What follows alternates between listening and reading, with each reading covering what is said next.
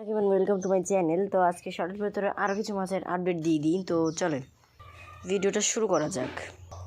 কালো মাল কিন্তু আমাদের প্রচুর পরিমাণে বাচ্চা দিয়েছে, এটা সবাই জানেন। তো এরা নতুন করে আপডেট দেওয়ার কোনো প্রয়োজন নেই।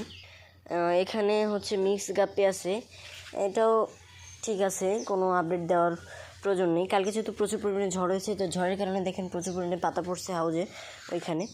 তো আর এখানেও দেখেন প্রচুর পরিমাণে রেড মস্কো আছে।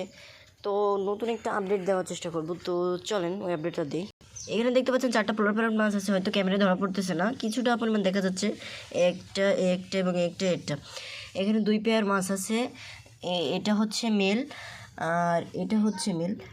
এখানে একটা ভিডিও আসতে চলছে খুব শীঘ্রই, যে পোলার প্যারটের মেল এবং ফিমেল কীভাবে চেনা যায়। তো ভিডিওটা চ্যানেলে আপলোড করা হবে। তো ওই ভিডিওটা পাওয়ার জন্য চ্যানেল এবং পেজের সাথে থাকবেন অবশ্যই।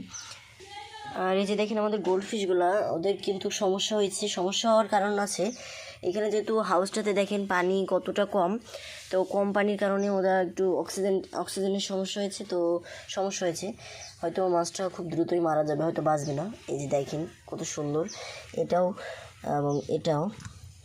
এই যে দেখেন ও কিন্তু ইজিলি ধরা যাচ্ছে, আগে কিন্তু ইজিলি ধরা যেত না। তো কিছু মাছ হয়তো রেড ক্যাপ 2টা আমরা গোল হাউসে দিয়ে দিছি। গোল হাউসে দেওয়ার এগুলো না দেওয়ার কারণ আছে, গোল হাউসে যেহেতু বাচ্চা আছে, তো বাচ্চাগুলো হয়তো ওরা খেয়ে ফেলবে, এই জন্য আমি গোল হাউসে দিই নাই, তো এখানেই রাখছি।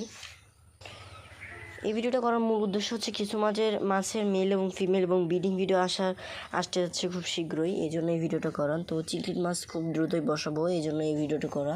আপনাদেরকে একটু জানিয়ে দিচ্ছি যে চ্যানেল এবং পেজের সাথে থাকতে হবে ওই ভিডিওটা পাওয়ার জন্য। তো আশা করি সবাই ভালো থাকবেন, সুস্থ থাকবেন, দেখাবো অন্য কোনো ভিডিওতে। সে পর্যন্ত সবাই ভালো থাকবেন, টাটা।